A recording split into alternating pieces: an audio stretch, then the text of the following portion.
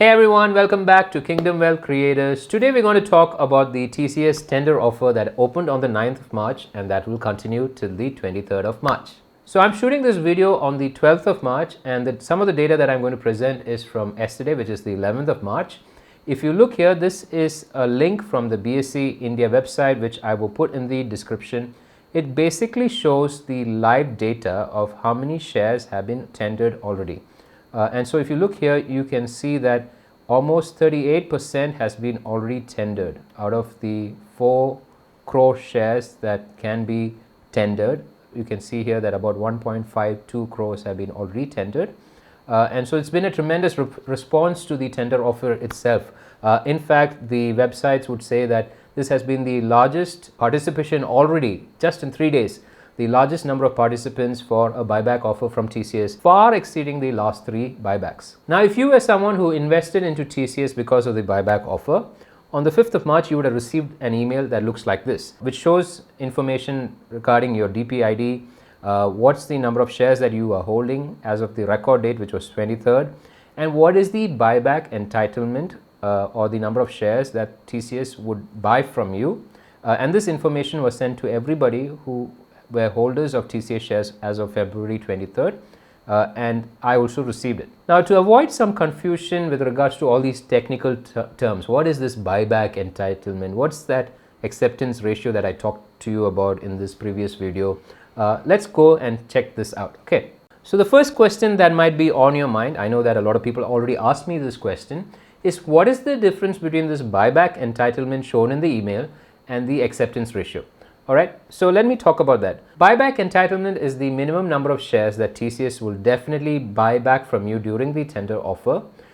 And if you are a small shareholder, that is someone who's invested less than 2 lakhs into TCS, then you are entitled to having 1 out of every 7 shares that you hold being bought back by TCS.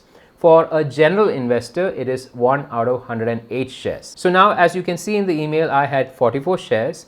And so my buyback entitlement is 6 shares. The fractional component of 0.28 shares is ignored. Now, what if you held, say, 1 to 6 shares only, and then the buyback entitlement that was shown in your email was 0? What does that mean? Does that mean that you will have no shares being bought back by TCS when you tender offer them? Well, let me clarify that by pointing out some data from the offer letter that TCS sent us. If you look at the offer letter from TCS, you will see that paragraph 1913 says that the fractional entitlement for anyone holding more than 7 shares will be ignored. But 1914, paragraph 1914 clearly says those small shareholders who hold 6 or less equity shares will be dispatched a tender form with 0 entitlement, which is what we got in the email if you are holding less than 7 shares.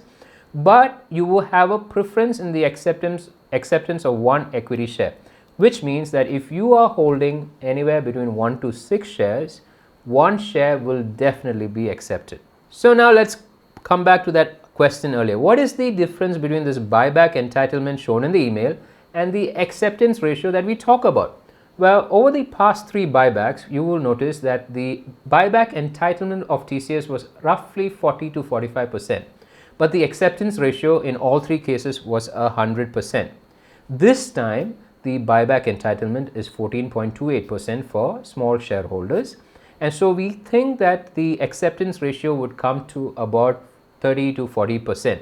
It's actually dependent on the share price of TCS in the market right now. If the share price of TCS were to go up from now on, lesser number of people would offer their shares during the tender offer period window, and that means the acceptance ratio of the shares can go up. Now, if you look here, you will see that after 3 days, there have been 75 lakh shares already offered by retail investors. This would also include investors who have holdings more than 2 lakhs, but the total allotment for retail investors with less than 2 lakhs is 60 lakhs. So already you can see that we probably have exceeded that. So I'm thinking the acceptance ratio would come somewhere between 30 to 40%. The second and the biggest question on everybody's mind is, how do I participate in this tender offer? How do I offer my shares during this tender period? Well, if you're on Zerodha or Upstocks, it's pretty easy. Both of these brokerages have a function called corporate actions within their back office, where all you got to do is go to the back office, go to the corporate action, and there you will see this TCS buyback offer. So here you can see I go to my console. This is on Zerodha. I go to my console, I click on portfolio, I go to corporate actions, and there you can see that there is this TCS buyback offer. Now I don't have any shares of TCS on Zerodha, but if I want to do this through Zerodha, if I had shares on Zerodha, I just click these options, I press the place order, I can fill out the number of shares that I'm holding and just submit. It is easy as that. Your tender offer has been completed, right? For those of us who are on Finvasi or other brokerages which don't have this corporate action button, we can still do it through CDSL. Now, an important point to note is that if you have pledged your shares for margin, whether it's on Zerodha or any other broker, first make sure to unpledge your shares and then only do the tender offer. So now I go to CDSL and I'm going to show you how to do this process through CDSL. So I'm logging into my CDSL and then I go to transactions, I click on setup, and from there I go to bulk setup. At bulk setup I choose the early pay-in option, and now it's a matter of setting up your tender offer. So first, for this exchange name, you put in the National Stock Exchange of India. The market type, you scroll down till you find tender offer, you click that. The settlement ID, you just click on this on 22nd March, okay, select that. The CMID is whatever is mapped to you. For Finvasi it is M51912, and again for the BOID of Finvasi it's already mapped in. So there you go, that's done. Now what I got to do is I go to the ISIN details, I click on the plus button, I pick up the share that I want to tender offer. Now TCS, I've already offered it, so but for this example let me take something else. Okay, so I click card trade, for example, and I click one, and there you go. So this is now something that I want to use for the tender offer, and then I submit it. It takes me to a verification page. I'm going to verify that. I click on verification, and then I can click on this, and if I want to I can commit.